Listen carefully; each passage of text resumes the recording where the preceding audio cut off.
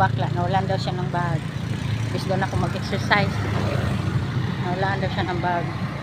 Kaya takot ako, baka mamaya bigla sabulutin yung cellphone ko. Kawawa naman. No. Hindi natin alam. Kasi parang wala yung tulog eh. Parang addict, di ko alam. Anong totoo? Saan naman yan nilagay ang bag niya? Siguradong may boyfriend yan. Kaya ninakaw sa boyfriend niya yung bag niya. No?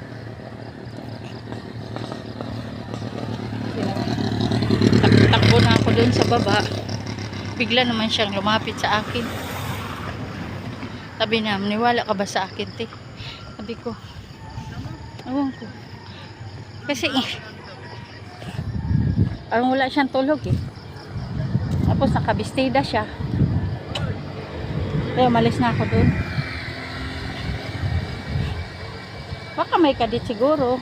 Tapos yung bag niya, iniwan niya. Oh. Pag nakawan ka, iniwanan mo na yung bag mo. O kung hindi, hinablot sa'yo. Ganun lang yan. Kaya mahirap din naman kasi maniwala ka sa isang tao na bago mo pa siya nakilala. Kaya nga dapat tatanungin mo eh. Pero parang luspad naman yung mukha niya. O parang adik ba? Tapos may pa, meron pang ang tawag doon, mga tatak sa katawan, tato. Ako guys, madali naman ako paliniwalain. Pero pag yung may mga ganyan na, sinabi ko nga sa kanya na lumapit ka sa guard, ang guard papapuntahin sa kanya. Andun siya, bit-bit niya ID niya. Alangan mo, itutulong ako sa kanya na babae lang naman ako. Hindi ko naman talaga totally na nakikita na binitbit sa kanya yung bag. Pinakita na lang niya na na. Tapos na. Pero hindi ko alam kung anong oras, anong maga ba at saka gabi. Ayoko rin mag-video sa kanya. Mamaya sabulutin pa yung cellphone ko eh. Mahirap na. Totoo siguro kasi nagpakita naman siya doon sa guard ng niya, ID. Hindi natin din alam, baka yung ID niya ay piki rin. Marami na ngayong mga dito guys. Isip lang sa mismo makikita mo talaga na sa actual na kinuha sa kanya. Kung sa maniwala. Kaya yung sinasabi nila guys na don't talk stranger. Pero hindi naman talaga, wala naman din kasi saksi ba.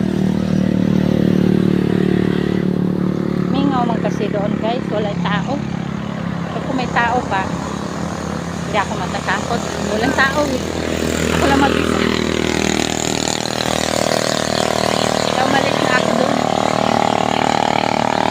O diba, natatakot din. Akala ko ba hindi ako matatakot? Takot din sa kasi wala kasing tao. Parang walang magtiwala sa'yo kasi walang tao. No? Taka ka na magtiwala kung may tao.